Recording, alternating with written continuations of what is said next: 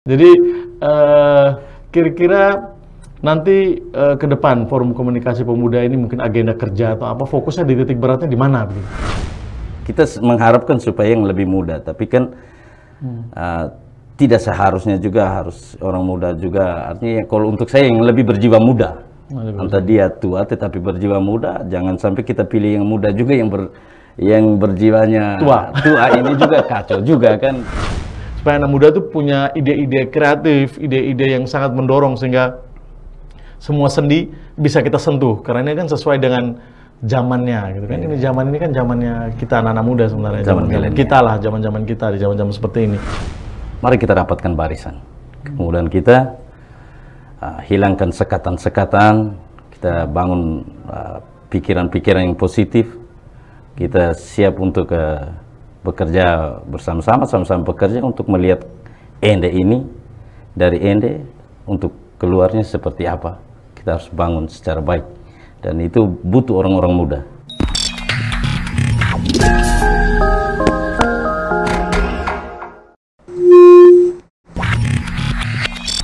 Halo Sobat Milenial, ketemu lagi dengan saya Muhammad Ibrahim Puraka MSPR di Millennial Spirit Channel, di podcast Positive Room. Kayaknya tidak ada salahnya kalau seandainya kali ini saya mengundang seorang tokoh muda yang juga merupakan ketua Forum Komunikasi Pemuda Kabupaten Ende, yang mungkin dalam prosesnya masih dalam proses persiapan pelantikan dengan mungkin melengkapi berkas-berkas dan lain-lain. Sengaja untuk mengundang, terus juga merupakan juga salah satu ketua juga ini dari organisasi pariwisata di salah satu kecamatan ya. Nanti mungkin untuk lebih jelas saya akan coba mengajak adik saya Hans untuk berdiskusi dan untuk berbicara atau berbincang-bincang. Sebenarnya ini ruangan podcast Positive Room yang sebenarnya tidak akan publik gitu Hans ya. Jadi hanya kita garibego, kita bercerita, kita ngobrol seperti kita ngobrol di kafe atau di warung kopi Hans ya. Oke Hans, apa kabar? Baik, baik. Kayaknya perjalanan panjang dari Moni sampai ke sini, tidak jauh-jauh saya menghadirkan Hans untuk hadir di sini. Hanya terima kasih karena sudah mengundang di podcast ini. Ya. Terus Hans, itu bagaimana cuaca jalan dari Moni sampai ke sini? Hari ini kalau dari Moni ke sini agak hujan di Moni, nanti ke Datu Soko ke sini sudah mulai cerah.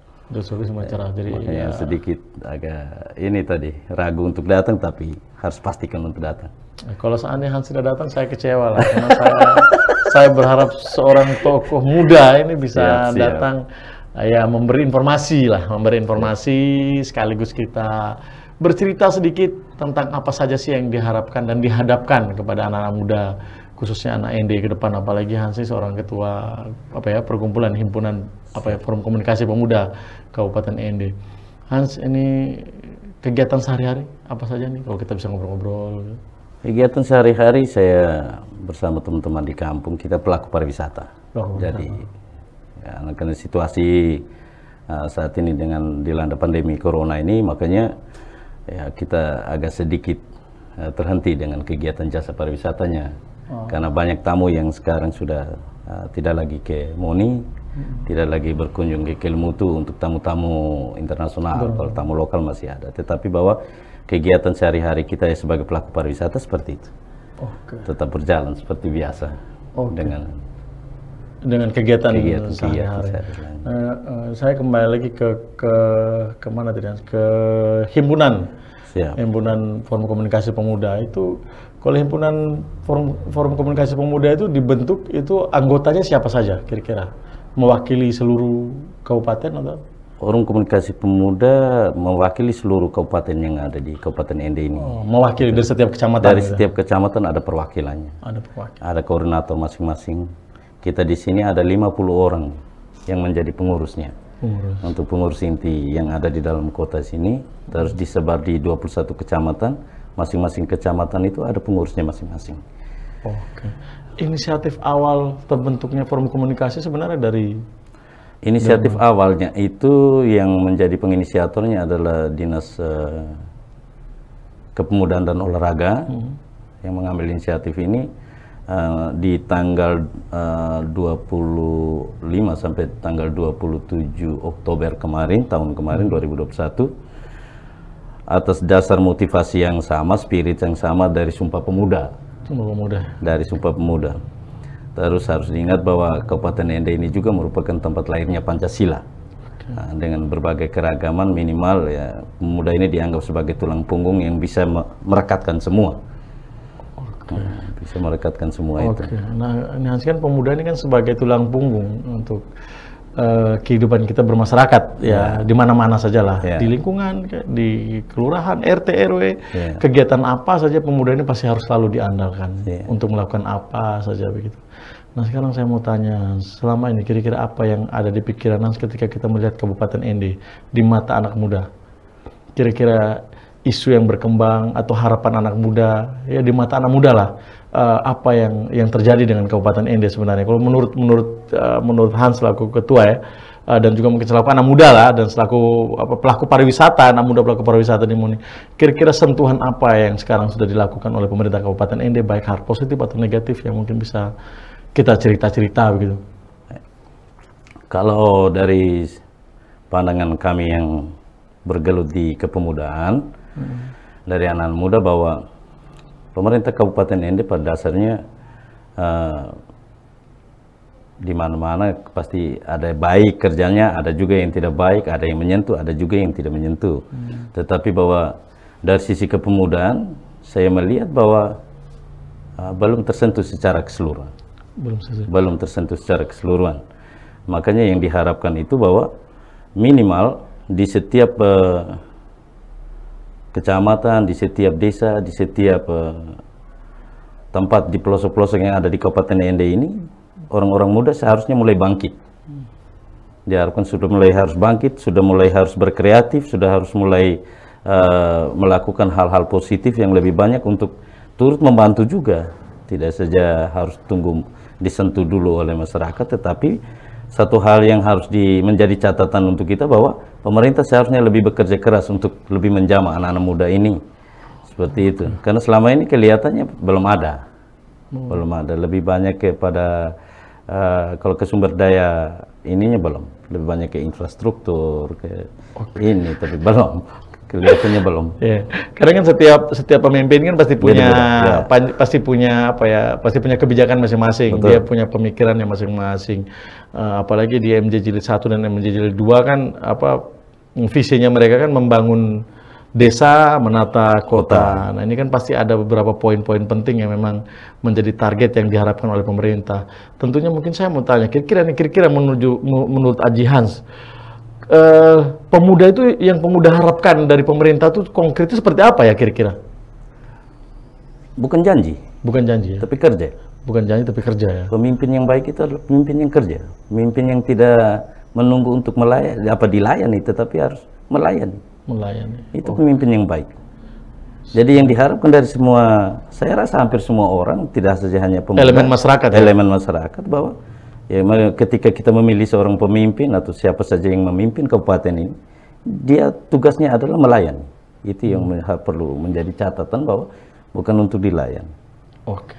Berarti pemimpin ini kan memang kita mandatkan, sebenarnya kan rakyat mandatkan, baik itu eksekutif atau legislatif, baik itu bupati, wakil bupati, ataupun DPR, semua itu kan masyarakat yang memberi mandat supaya mereka bisa bekerja. Nah, poin yang mungkin yang pemuda harapkan itu mungkin ada ketersentuhan, mungkin pelatihan atau apa, pemberdayaan terhadap anak-anak muda secara teknis gitu kan, pengembangan UMKM begitu kan, bagaimana juga pemerintah bisa mendorong supaya anak-anak muda itu bisa berdaya dan berdana secara ekonomi, apa-apa menjadi sektor-sektor yang sering dan paling banyak digeluti oleh anak muda, dan itu kita coba anggarkan kira-kira lewat legislatif ataupun dari pemerintah, sehingga itu bisa didorong sehingga pemuda ini bisa berdaya. Kalau pemuda tidak berdaya dan tidak berdana, kira-kira ekonomi kan pasti akan kurang. Nah, mungkin seperti itu, Hans. Nah, sekarang saya, Aji, menurut Aji Hans dengan kita ya, mungkin selisih sedikit lah usia dengan saya, kita sama-sama muda gitu ya.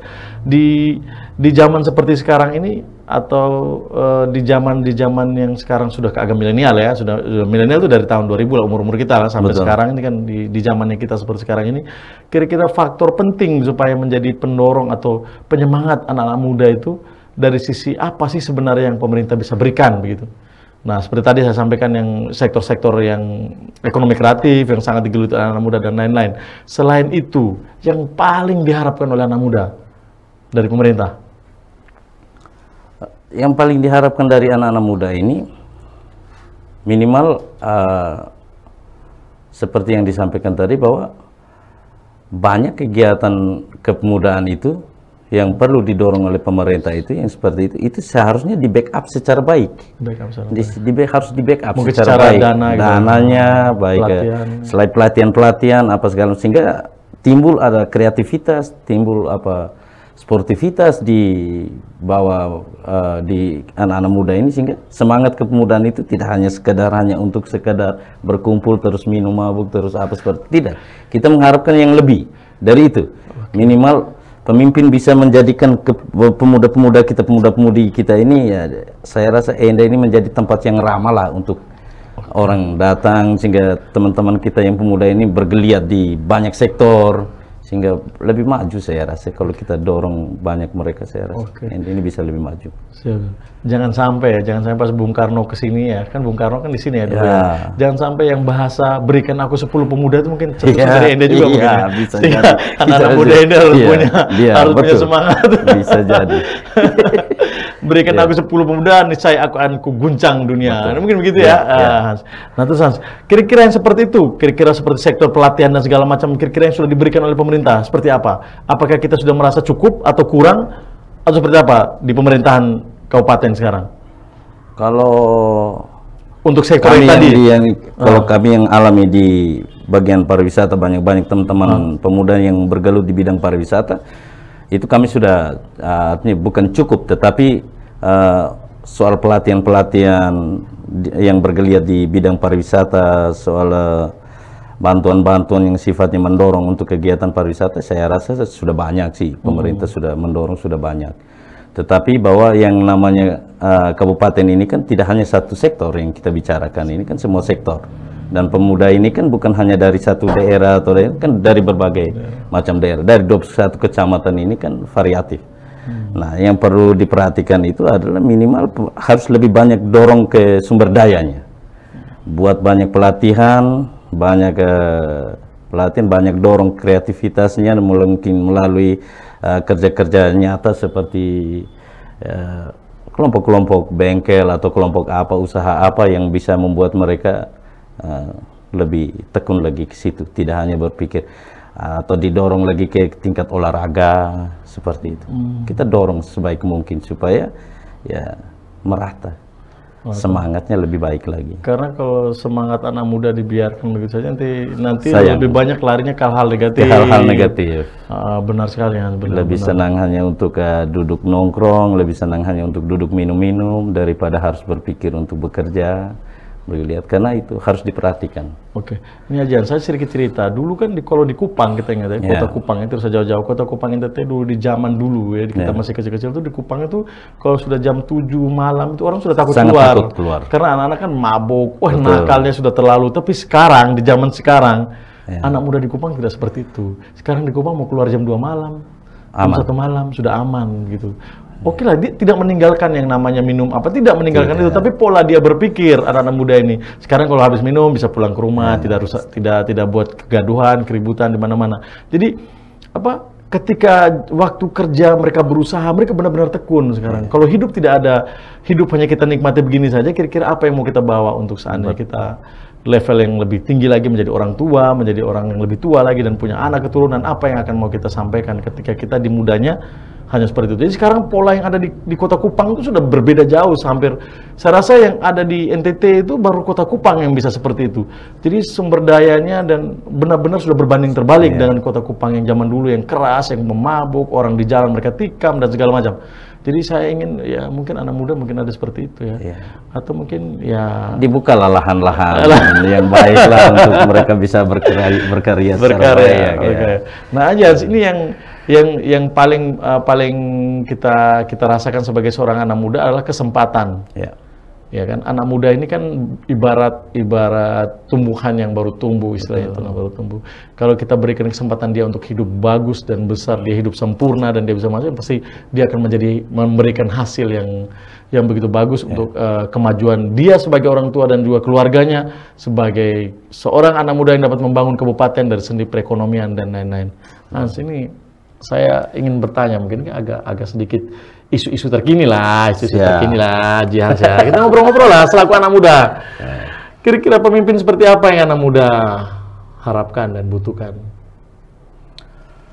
Apakah seperti Obama atau seperti Presiden Jokowi? Artinya bahwa yang pertama saya sudah sampaikan di awal tadi, bahwa untuk menurut saya, bahwa untuk menjadi seorang pemimpin dia harus tahu dulu bahwa tugasnya adalah melayani.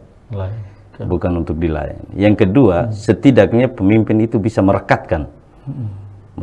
Kita di ND ini lahir kota Pancasila ini, tempat lainnya dengan berbagai keragaman budaya, adat istiadat, suku, agama. Minimal pemimpin harus bisa merangkum. Bisa merangkum, menjamah semua secara baik. Dengan demikian bahwa yang masyarakat memilih itu rasional dan memilih orang yang betul bisa menjamah mereka dan bisa dirasakan oleh masyarakat. Itu yang kedua, yang paling penting pemimpin yang punya elektabilitasnya bagus, integritasnya baik. Itu artinya di masyarakat kita bisa diukur, sehingga ya itu yang sangat diharapkan untuk menjadi pemimpin Kabupaten Ende ke depannya. Oke. Kalau kita sudah omong pemimpin kabupaten ini, saya takut ya kan banyak ini sekarang sudah hampir 24 ya. Betul. Biasa pemuda itu banyak jadi tim sukses. Ya. Kita sifatnya mendorong mana yang baik. Semakin kesini saya jujur, saya sangat di samping memang ada sedikit ribut kemarin masalah dan lain-lain ya terkait Wakil Bupati Pak Erik Rede. Tetapi saya ada salah satu orang juga yang sangat senang dan sangat bahagia ketika dia menjadi wakil bupati, karena memang posisinya dia juga mungkin ya masih bisa dikatakan milenial juga lah, masih muda juga. Jadi jarak antara kita dengan seperti usianya Pak Erik itu tidak berbeda jauh. Jadi semakin dekat jarak kita untuk bisa bagaimana memberikan kontribusi nyata untuk bagaimana Kabupaten Ende ini bisa maju. Itu saya ke depannya. Nah, ini terkait isu-isu ya menuju 2024. Anak-anak muda kan pasti punya pilihan. Dan pilihannya pasti mungkin lah banyak ya. Apalagi sekarang kita sudah tahu banyak deklarasi biasa, bukan deklarasi yang besar. Maksudnya isu-isu yang berkembang di pernyataan-pernyataan di media, ada tim-tim yang sudah membuat pernyataan, ada banyak sekali tuh. Kira-kira ini pandangan Ajihan, saya bukan sejarah ketua forum ya, bukan ya, pribadi ya, saya tanya Ajihan. Kira-kira menurut Ajihan dari sekian banyak nama-nama yang beredar, dari sekian banyak nama yang beredar, pada prinsipnya sama saya. Sama. Bahwa entah itu yang belum, kita mengharapkan supaya yang lebih muda, tapi kan tidak seharusnya juga harus orang muda juga. Artinya kalau untuk saya yang lebih berjiwa muda, entah dia tua tetapi berjiwa muda, jangan sampai kita pilih yang muda juga yang berjiwanya tua ini juga kacau juga kan. Tetapi untuk saya kunci kepemimpinan itu adanya pada poin-poin tadi, bahwa ketika menjadi pemimpin ya dia harus siap untuk melayani. Yang kedua ya dia harus pandai bisa merekatkan. Ini soal keragaman ini harus bisa membuat Ende ini menjadi kota yang nyaman. Ende membuat kota Ende ini harus kita tunjukkan keluar bahwa nyaman untuk banyak orang. Ende ini menjadi contoh untuk banyak orang karena kita kebinekaan ada di sini. Pancasila ada di sini. Jadi minimal pemimpin itu harus bisa menjual Ende ini keluar sebagai Ende yang ramah. Ramah. Saya ambil poin ini, Aji, saya dengar poin ini, Adi selalu menekankan kata nyaman.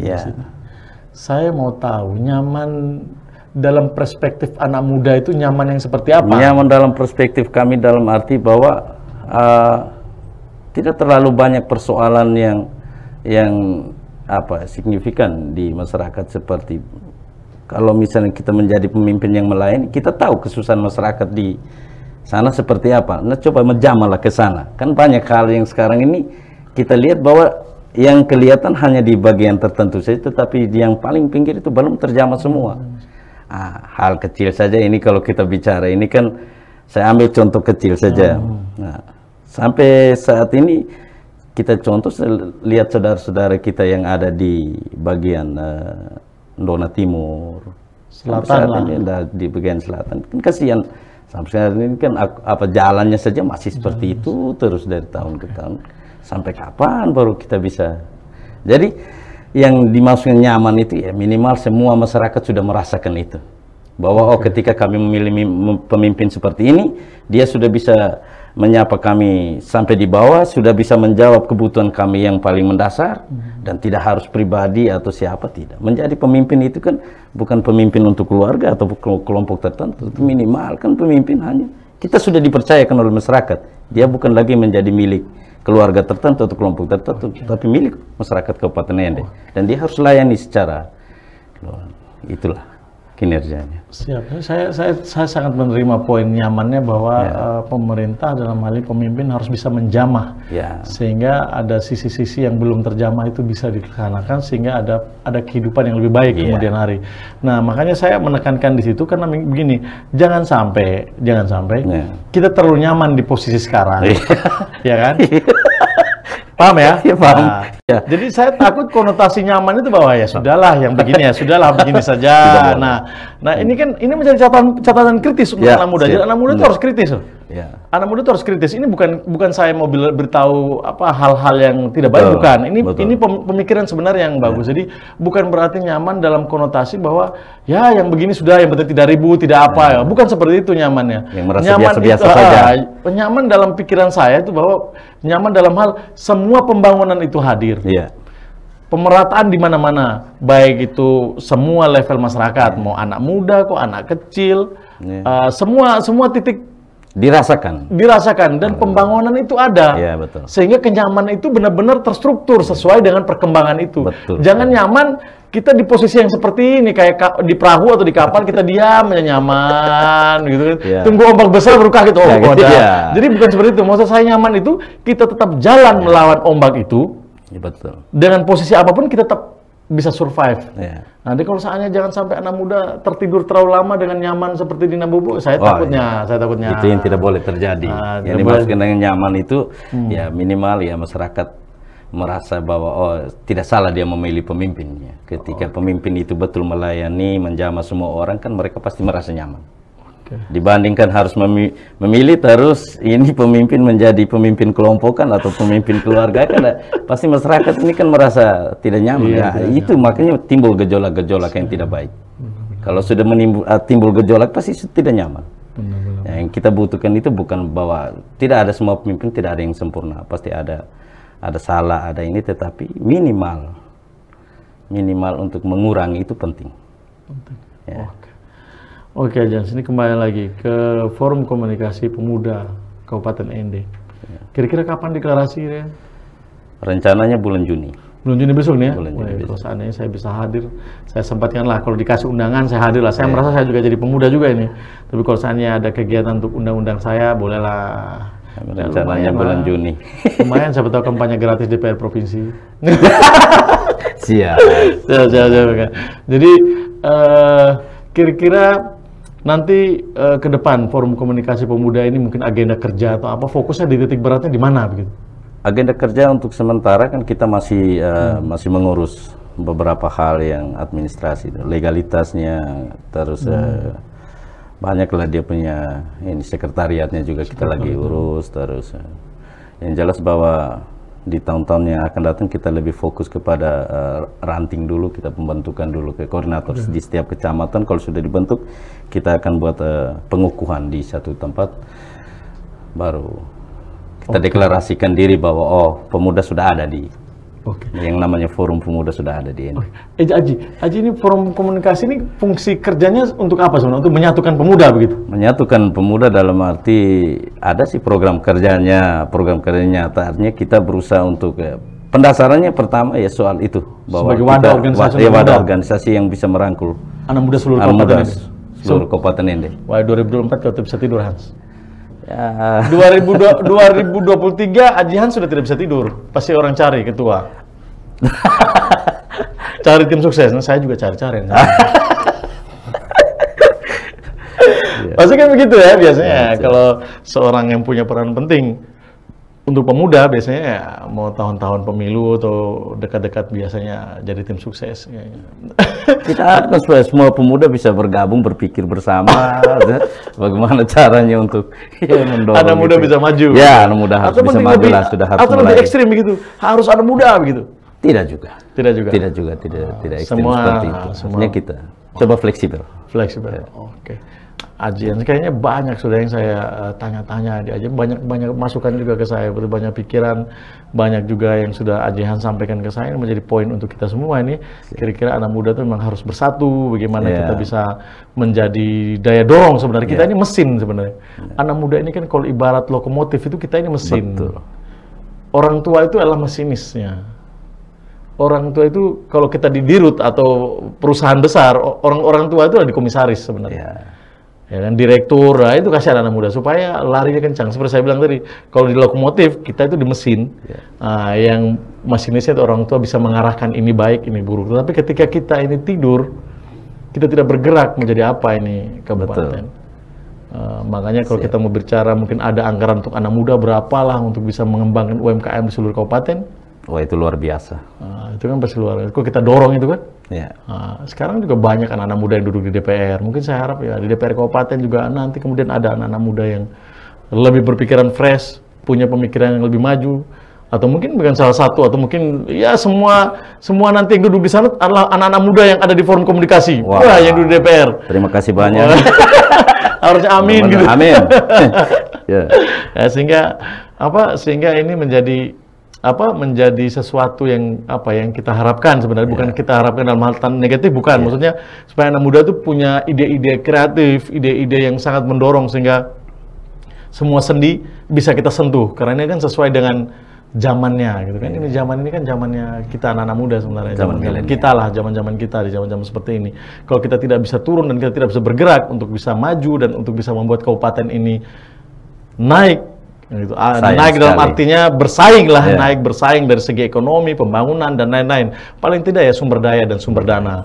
Kalau SDM kita mumpuni, sumber dana kita oke, dengan sendirinya ekonomi itu akan bergerak di Kabupaten Ende seperti saya dengar kutipannya Bapak Bupati kita ya, Pak Jafar, bahwa beliau bilang kalau saat ini kita memelihara ikan di dalam air yang tenang itu tidak akan besar, tidak ada beriak. Jadi kita butuh kolam atau ikan yang airnya harus bergerak sehingga kita bisa bergeraknya lebih kencang. Makanya anak muda ini kan sisi bergeraknya itu kan yang lebih besar dan punya daya dorong yang lebih tinggi dan kuat gitu. Nah sekarang mungkin ya semoga saja di tahun-tahun ke depan mungkin dari sisi legislatif atau mungkin dari pemimpin kita bisa menghadirkan anak-anak muda untuk bisa memberi sentuhan berbeda bagaimana anak-anak muda itu bisa dipercaya oleh masyarakat Kabupaten ini. Tapi tentunya anak muda yang punya potensi, bukan anak muda yang ya datang ya tergantung juga dengan rezeki lah juga ya kan. Semua itu kan dari Tuhan lagi, kembali kepada Tuhan. Kalau Tuhan memberikan jalan dia untuk menjadi seorang pemimpin, itu pasti tidak mungkin ditutupi oleh siapapun, tidak akan pernah bisa menutupi. Kalau saya anak muda itu ditakdirkan oleh Tuhan untuk menjadi seorang pemimpin. Kenapa tidak? Nah, kalau tidak ambil kesempatan, kapan lagi kamu ambil kesempatan? Kapan lagi? Itu. Aji, sebelum kita mengakhiri sesi aja, mungkin ada pesan-pesan untuk anak-anak muda selaku ketua forum komunikasi pemuda Kabupaten Ende, mungkin menyampaikan pesan untuk seluruh anak-anak muda, anak-anak milenial, spirit milenial atau sobat milenial semua yang ada di Kabupaten Ende. Mungkin apa pesan yang mau Aji Hans berikan terkait mungkin dari forum komunikasi, terus terkait dengan pemimpin atau siapa-siapa yang harus disampaikan? Silakan. Pesan untuk teman-teman anak-anak muda, pemuda-pemudi yang ada di Kabupaten Ende, yang pertama bahwa mari kita rapatkan barisan, kemudian kita hilangkan sekatan-sekatan, kita bangun pikiran-pikiran yang positif, kita siap untuk bekerja bersama-sama, sama-sama bekerja untuk melihat Ende ini, dari Ende untuk keluarnya seperti apa, kita harus bangun secara baik, dan itu butuh orang-orang muda. Jadi saya mengajak supaya anak-anak muda sudah harus mulai bersatu mulai dari sekarang. Dimanapun mereka berada, ya kita ajak untuk mari bergandengan tangan. Dengan siapa saja kita dorong siapa saja yang baik, berpikir secara baik, rasional, dan ya harus mulai banyak buat kegiatan-kegiatan yang positif. Itu harapannya. Harapan dari Ajians. Oke, Sobat Milenial, barusan ada harapan-harapan dari Ketua Forum Komunikasi Pemuda Kabupaten Ende, Aji Hans, yang menyampaikan bahwa pemuda itu harus rapat barisan, rapat yang serapat-rapatnya, bagaimana membangun Kabupaten Ende, membantu kinerja kerja-kerja pemerintah, kerja-kerja lembaga, kerja-kerja semua dinas-dinas terkait, sehingga semua sendi-sendi perekonomian di Kabupaten Ende bisa maju, dan juga anak muda sebagai lokomotif, bagaimana bisa membuat Kabupaten Ende ini bergerak lebih cepat dan bisa lebih baik ke depan. Sobat Milenial, kebahagiaan tidak diciptakan dari sesuatu yang mudah, kemane ate, taune ote. Salam spirit.